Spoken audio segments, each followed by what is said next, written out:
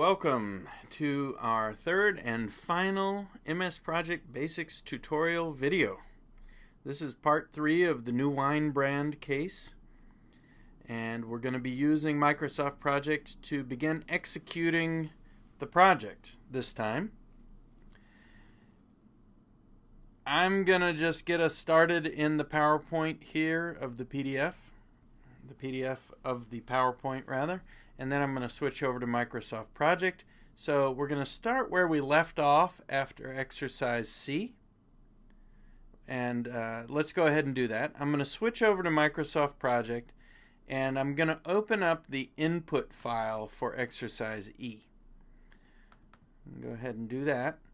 First thing I'm going to do after I open the file is Save As. So I'm going to click Save As. Notice as I hit Save As, I actually have an option here to sync with SharePoint. So sharing Microsoft Project files in a team and collaboratively editing them is possible. That's more of an advanced topic for the time being. The reason I see it here is that I've already set up my Office 365 Microsoft Link account at Suffolk, and so I have that ability. I'm not going to use it at the moment though. I'm just going to keep saving it on my desktop. That's the most basic way to use Microsoft Project, and I'm going to go ahead and write over that one that I already have there. So here I am. If I go over to the resource sheet, I can see the view there on the PDF of the tutorial, and I know that I've got a problem.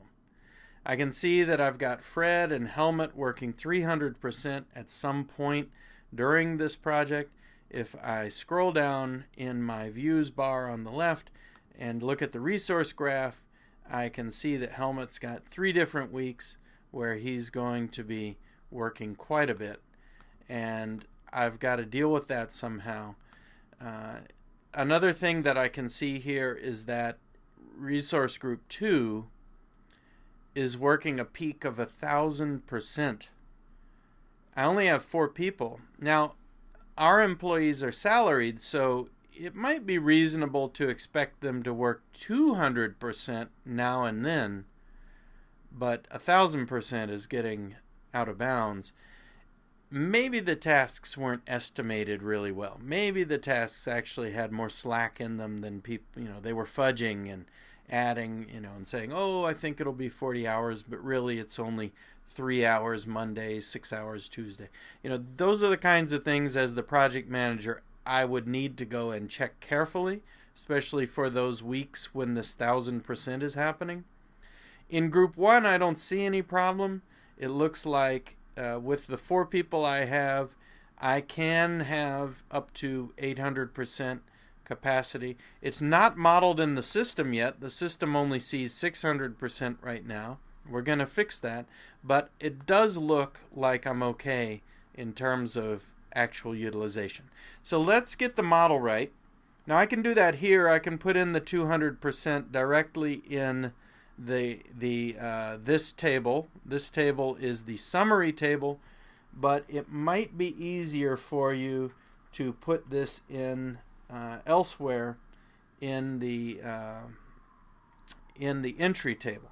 Now I'm going to wait a second, because in the PowerPoint you actually see that when we pitched the project to the executive committee, they liked it. They said go ahead, and they saw that we told them we had a bunch of resource overallocations and it was going to be difficult to get it done on time. And so they freed up the budget and they said, you know what, we'll allow you to start on the 9th of February. So let's set our project start date to the 9th of February. And when I go to the Gantt chart, I can see that hasn't changed any of my task start dates. They're still exactly where they were before. If I want to free them up and enable them to move, one way I can do that is I can take this summary task and I can change its start date. And when I do that, I run into scheduling conflicts because I know Fred and the other guys are going to be over allocated. I'm going to allow those schedule conflicts. And I can see now that I'm getting done on November 23rd. Let's go back and take a look at the resource sheet again. Notice Microsoft Project has worked within the available allocation timing of the different employees in order to make the project work. And that's why our finish date is now at November 23rd. You'll notice on the PDF of the PowerPoints that the finish date is at September 7th. We're about to get to that date, and we're going to see how that happens. So to do that, let's go back over to the resource sheet for a minute, and let's change our allocations. Now, as I noted earlier, I can do it here in the max utilization column, max units.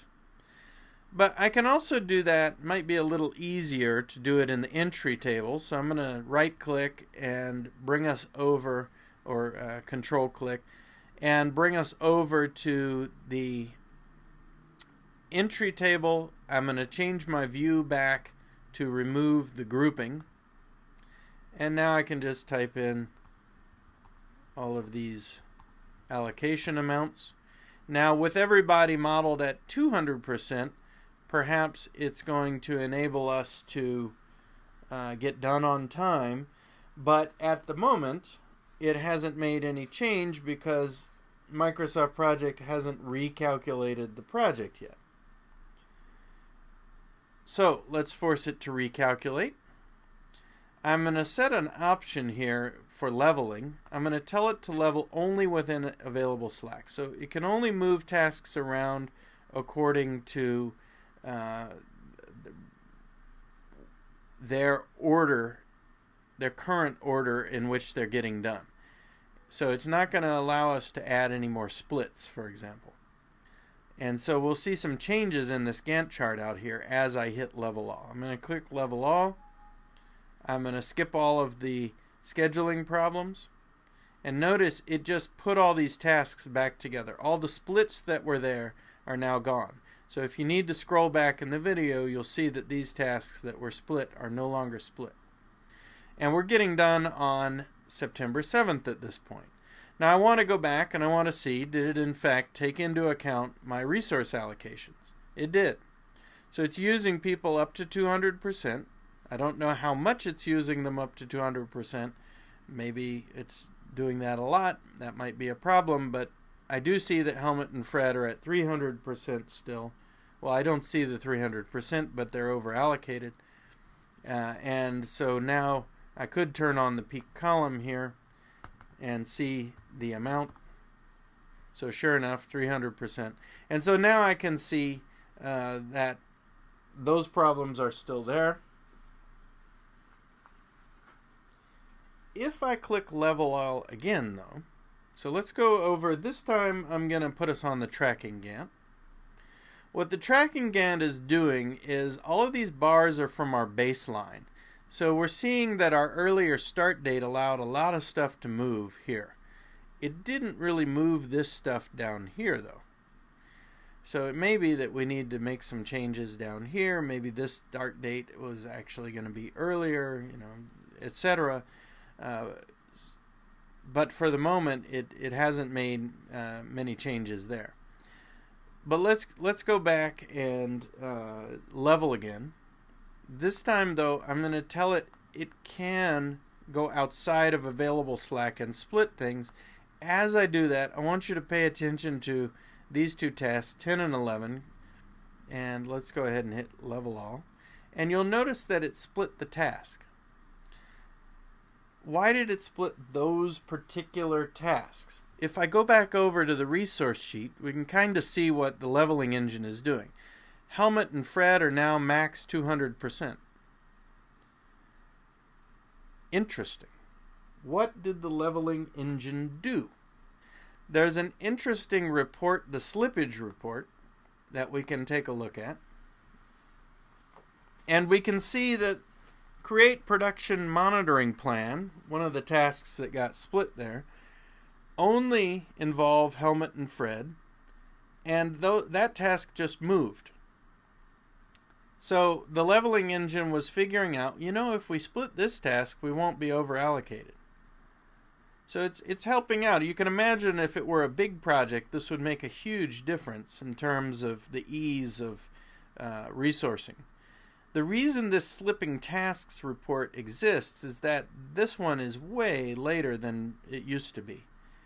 It may not be possible to actually complete this task as it's now designed with it split across this time. They started this thing in late February and they're going to finish it in June, and maybe actually there's some successors that we haven't modeled correctly to this task.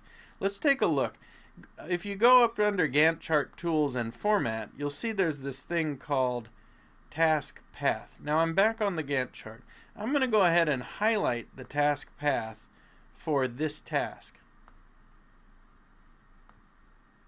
And I'm going to turn on all the highlighting elements. And what's happening is it's telling me which pieces led to this task being done and which ones rely on it. So it's saying that this doesn't rely on that. That may or may not be true, monitoring the supply process. But that's one of those issues I would now think about and bring back to the team and say, hey, can we create, the production monitoring plan? Maybe it can get done as we actually start monitoring, the supply. Notice too that when I start clicking on different tasks here, the highlighting moves with my click, which allows me to analyze relationships between tasks a little more easily. As you have a more complex plan, that becomes more and more useful. Now, let's add some updates. Before we add some updates, I'm going to make a little change here to the Gantt chart. It's good to know that you can customize this Gantt chart. Sometimes if you're going to print out the Gantt chart, you don't necessarily want the names of all the people listed in the middle of the chart. Maybe you want the task name. Well, you can do that. In fact, you can notice you can put any number of different text elements in and around each bar. So now I've got a simplified Gantt chart that shows me all the task names, and if I were to print this out, it would be a little easier for the team to use this timeline. And I'm going to make some updates here. But before I make some updates, I need to pay attention to the timing. Now, I'm making this tutorial in January, but our hypothetical situation is that the project started on February 9th, and we're putting our updates in as of March 2nd. Fortunately, Microsoft Project can handle this problem. Now, the way it does it is with the status date. If you don't have a status date set, then Microsoft Project will automatically use the current date. Now, I can't do that. I can't put status in before the beginning of a project. So I need to go ahead and change this status date to be correct. This is really helpful for a variety of uses. For example, if you're putting in status at the end of a month or end of a week for a prior month or prior weeks, you can get the status date exactly right for the given amount of time. And that makes a big difference in terms of how Microsoft Project calculates itself. So you need to pay attention to the status date and make sure you're putting the status in at the right timing. So here we're telling Microsoft Project that we're putting in status as of March 2nd. For reporting purposes, this can be handy too. When you pull reports, the status date tells it which date to use as a reference point against the baseline. And so if, say, you're doing an end of the quarter report, but you're doing it a week after the end of the quarter, setting that status date back to the last date of the quarter allows you to pull that date, that report correctly. So it's quite important from a financial standpoint. All right, I've set my status date, and now I'm going to go ahead. I'm on page 7 of the PDF, and I'm going to add some percent completes. So if I take a look, I'm on the Gantt chart. I'm in the summary table at the moment. That'll actually work fine. I could do this also in the tracking table. That's another place where percents show up. The percent complete column is the one I need. And I can now add in some information about my project. So let's say that as of March the 2nd, we have some information. We know that set schedule and confirm resources is complete. Test production system is complete. Test fermentation is complete. Now notice what's happening. The summary tasks are updating as I get information in. Analyze. Production efficiency is complete. Selecting the grapes is complete. Because I am just putting in the completes here, and I haven't edited anything else about these tasks, Microsoft Project is just going ahead and taking all the parameters I had in there, the number of weeks involved, the number of employees involved. None of these tasks so far took more than the amount of time up to that status date, and so there's no problem with this thing. For example, if I had a task that was like a long-term task that was going to take 10 weeks, and on March 2nd it had only been 3 weeks and I hit 100%, we would see some different variations start to show up. Set initial development plan is at 25%. Produce test batch. Let's say that this is at 8%. Now notice Microsoft Project didn't want to accept my 8%. I can force it. So it tried to round it due to some purpose inside of Microsoft Project. Maybe it likes to report certain amounts. But you can force it to go back to that 8%. Realistically, though, how would we know something is 8% done and not, say, 9% or something like that? So you and I know that that's not a realistic number, but for the purpose of understanding how project execution and monitoring works, we'll use some numbers like that. More realistic would be putting in, say, 25%, 50%, 75%, and you can see up here on the status tracking in Microsoft Project that those are the defaults they suggest to you. Those are the levels at which people can estimate more accurately. People really can't estimate some of these other numbers we've got here. Another thing to note is that as we put in some information, some status information, we see the status tracking bars showing up inside of our Gantt chart. That's also cool. That allows us to understand a little bit more. Because we put in some information here on this task early, it moved the task. So this task actually started already. Notice that? So Microsoft Project is responding as we put in information here.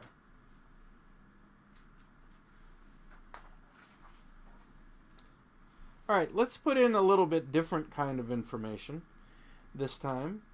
We're going to go over to set schedule and confirm resources. So let's go back to our initial task. Now notice we've already tagged this guy as 100% complete. The actual cost is fully accounted for. If at this point I go into resources and I make changes, so let's say that we know that Mary actually did 100% or 80%, and then Yolanda was 25 and 110 for Arthur, and Arthur 110, 150 for Shalini. Mike was sick that week. He didn't do any work or had something else to do. And then we had Naboke and Fred. and I hit OK, no change to the actual cost. If that real information is important and is going to affect the budget, I would have to set that status date back and essentially edit this particular task. Because right now it's not taking that into account. It's already charged it because the date's in there and the status is complete. So we're going to try another task in a minute, and we're going to see how some of that affects Microsoft Project. One of the things that we're going to start to do as we get status is it's going to become a little more important to track earned value and completion. Now, in order to do that, we can go back to our tracking table. So here we are. And we can view a couple of different columns. Now, some of the columns that we might use, in fact, I'm not going to use the physical percent complete. This column would be a little more useful if we were doing a construction project. I'm going to turn on the variance at completion column here, and then I'll size it up. Now, you may remember that we added a $200 filter machine charge to our produce test batch task in exercise C. We did that after setting the baseline, and so that's a variance from the original expected costs. So at present it looks like we're on budget.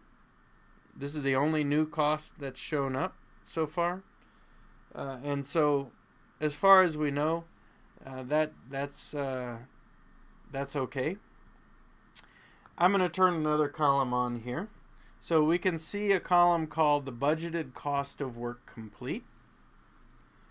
Now this is interesting. So notice here it's logging work that's at 100%. Stuff at 100% is listed here. Things that have predecessors but are at 100%, like down here, it's not logging yet because it doesn't trust us yet. But we are seeing $58,000 worth of work. That's how much we expected to have done as of March 2nd. The actual amount we have done according to our task schedule is $113,000. Now that's not the amount we've paid out. Our employees are salaried. The majority of the costs in this project are, especially up to this point, we haven't paid for the grapes and other things, and those are small costs anyway. The majority of the costs are labor. So what I see here is that we've gotten $113,860 worth of labor work done for about $58,856. This is very good news. Looks like we're doing well. From an earned value standpoint, we're doing very well. The actual cost of work complete, we don't see any difference here. Partly because of what we saw earlier with the set schedule task. We didn't make any changes to the tasks since the baseline in terms of the resources allocated, etc. And so we're not seeing any changes show up between budgeted cost and actual cost. But we would likely see those show up if we made some of those changes. And finally, there's another interesting column. There's several of these acronym columns. This one is the estimate at completion. So the estimated completion cost for the project was $442,820 based on where we were here. And so we're seeing that remaining stable. If we saw some tasks slowing down and the need to add more resources to them, we might see some changes start to show up here. But so far, no big changes. So now let's try this out. Let's go back over. Our status date is still March the 2nd. We're going to go up to Setup Supplies Handling Process. set up supply handling process. I'm going to open this task up, and I'm going to make it an estimated, because maybe we think it's going to be 3 weeks, but we're not sure. And this time I'm going to say, you know, it's going to be, Mary's going to be 80% on this one. I happen to know that Helmut, he can put in about 80%. Shalini can do 120. And Mike, I think I can get 100% out of Mike. I can't change the numbers here, but check this out. If I hit OK now, and I open it back up, these numbers will automatically change. And that will match what you see in the up above, you know, in the slide 17. Now we're going to do something interesting. We're going to come back over to the project, and we're going to set our status date. So let's say we've moved forward and it's now March 13th. And this task was expected to take 3 weeks, 2.6, 3, what have you. We put in the 3 earlier. It's now suggesting that it would take 2.6 weeks due to the changes in the percentages that we put in. I'm going to go ahead and tell it that, in fact, this thing is now 100% complete. And I'm going to hit OK. All right. Now, you may have noticed the percent complete was a little bit different. The 2.7 Microsoft project, because of the order in which I put it in, made a little bit of a change there. You may see a little bit of a difference. What we're seeing now, though, is that variation is starting to show up in terms of our costs. That this particular we've saved $9,424 here. We got this task done faster than expected, and that's going to help us out in terms of our project.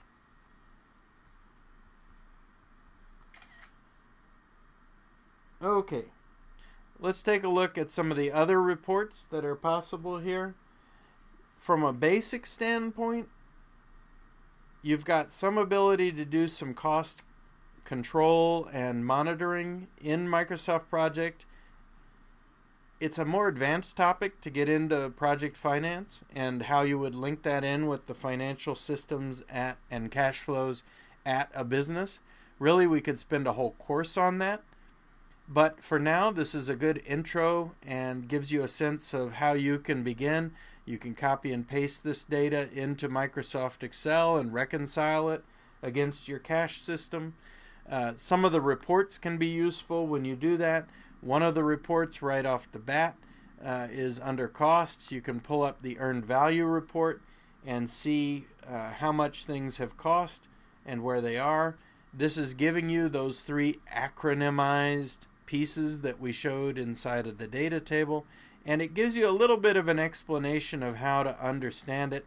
And so, you know, look here.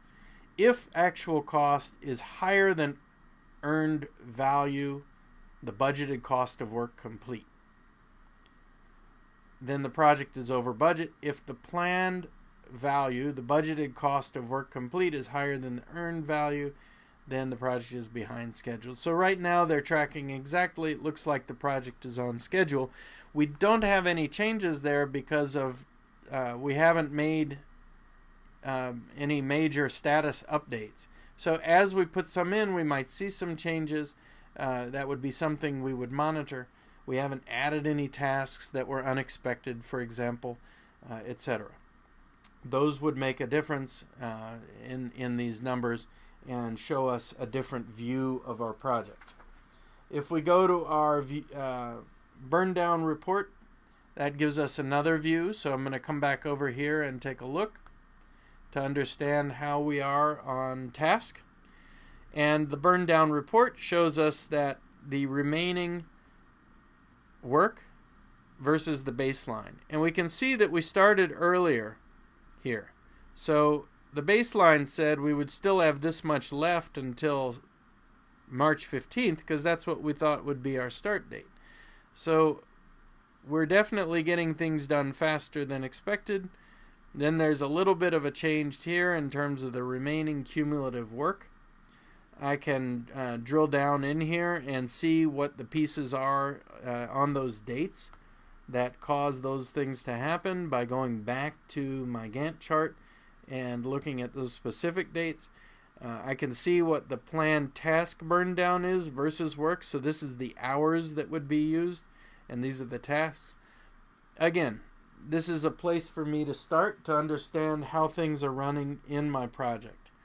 If I go back over to the reports and I take a look, I can get a cost overview report as well, giving me a sense of where we are. The cost overview report, you may see a little variation here. Notice that we don't have actual costs from a finance system, so as the percentage is getting updated and things get moved around, it's a little squishy. You're going to see $20,000, $30,000 on or off. Microsoft Project is really weak on this finance side at this point. In order to make it stronger, it would need a variety of ties to the actual costs in the financial system, which it doesn't have. So if you're seeing, a different number here, in fact, you'll see in the PDF a different number, that's okay. That's just the way it goes with Microsoft Project. And still, though, from a standpoint of understanding the general movements as the project manager and whether you need to worry, this gives you a starting point for that. If you want, go ahead, take a look at some of the other reports. There are a variety of them. They can be very useful for you in navigating around in Microsoft Project and getting value out of the execution phase. They'll give you a variety of insight beyond where we are here now. And, the cost overruns, upcoming tasks reports, some of those can be very useful. There are reports where you can give a list of all the tasks for an individual employee. If you have Project Server, that's something they can also get. That can help in terms of helping them see where their work's going. But that's it. At this point, you've got more knowledge of Microsoft Project than probably 90% of the people out there using it. This has been a basics tutorial. Hopefully, you feel confident setting up a project, putting in tasks, schedules, analyzing a baseline, viewing basic reports, analyzing some budgeting and resources, and updating and analyzing basic progress. See you in class. Thanks for watching this video, and good luck.